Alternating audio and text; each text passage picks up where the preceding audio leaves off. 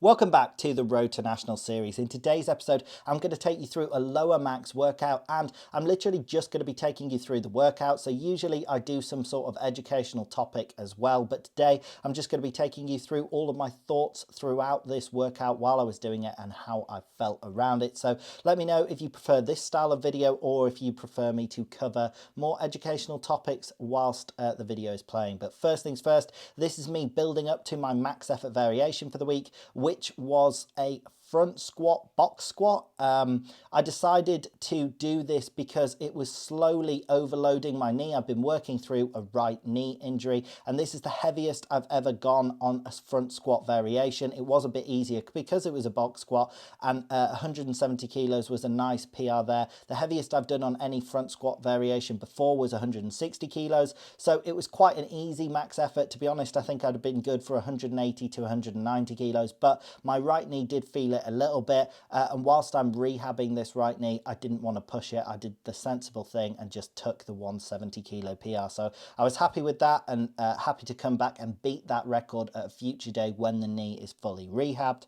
So moving on to the accessories, I started off here with sort of dead stop Jefferson curls to work on my hip and back extension. So I went heavy with these because it is the third week in my 3-week cycle. So next week, the fourth week, I always deload on. So I build my accessories up in weight over 3-week waves. So I generally start with like 10 to 15 reps on the first week. Second week could be like 8 to 12 reps. And then this week is often sets of 6 to 8. So that's what I was doing here. These absolutely ignited my mid, back and glutes. And the logic is if I just get ridiculously strong at hip and back extension, like if I can double the weight on these in like a couple of years time, when I come to squat and deadlift, I'm definitely going to be able to maintain spinal integrity and positioning throughout the lift, just because my back is going to be so strong, and my glutes and all of my hip and back extensors. So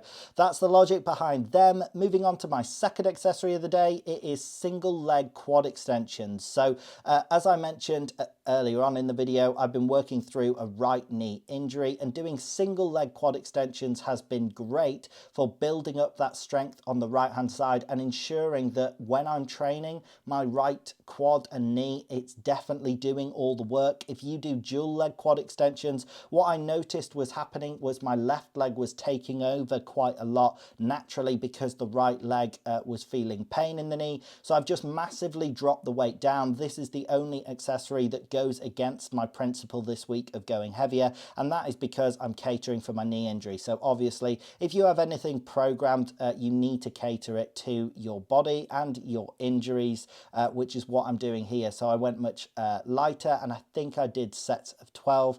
On the left side it was much easier, one because my left knee isn't hurting at all, but two, that allowed me to go through the range of motion faster. When I was doing this first set in particular on the right hand side, which I started off with, my knee feels stiffer and it needs to get blood flow in. So in the second set, which you'll see after this, I had more blood flow in the right hand side and I can move through the range of motion faster, which actually makes it easier. But this left side felt much easier to hit 12 reps. It wasn't really to failure on that side like it was on the right hand side, because I wasn't controlling the weight as slowly down. Now, when it comes to accessories as a whole, I would advise that you use lots of different rep ranges. So I don't think that this is junk work doing sets of 12. And if anything, that's fairly heavy for like rehab. And if you think that doing your accessories for strength, you should always train heavier, or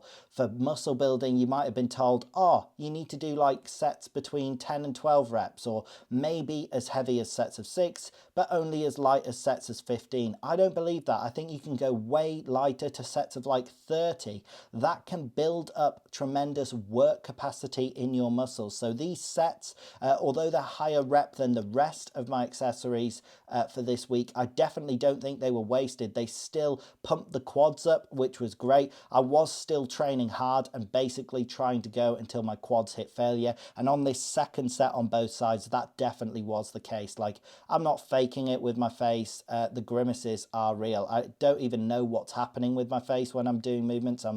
It just sort of happens.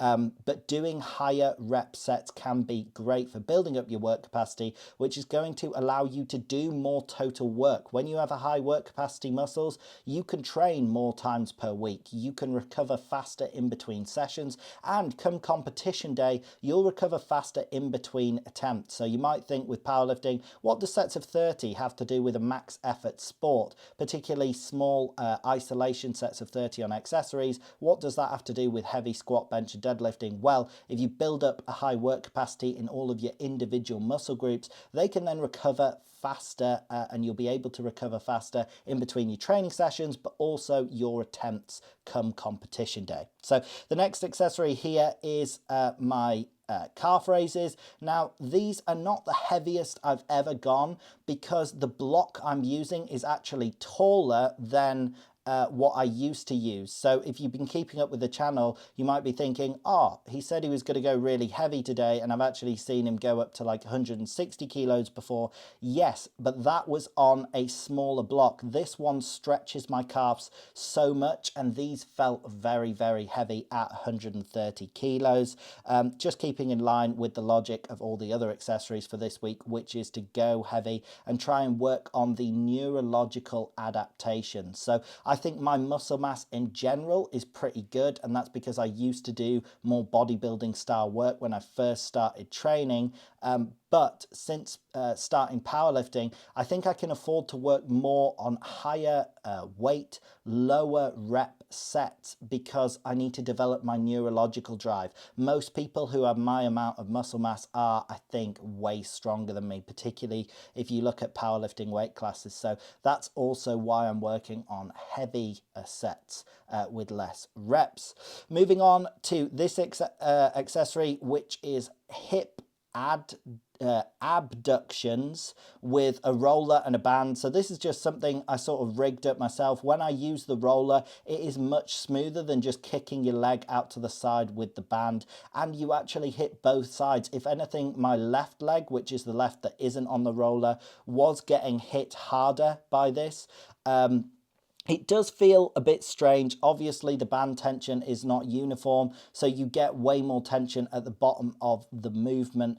But it really is a killer for the outside of the glutes. I would definitely recommend trying this if your gym doesn't have like an abduction machine, which obviously mine doesn't. It is a tiny 100 square feet, like 10 square meter floor space home gym. I do not have room for any other machines, so this substitute I've found very effective for substituting hip adductions and hip adductions. The only difference is I take the band away and then gravity's pulling me down and I'm lowering myself into the splits. So that roller is a great piece of equipment. I also do ab rollouts on it. So for the fact that they're so cheap, and you could literally take it to your gym with you as well. If your gym doesn't have an adduction machine, literally you could fit the bands and the roller in your bag and take it to the gym with you. I do find these to be a great exercise for working on the adductors, which are very much a stabilizing muscle when it comes to like squats. So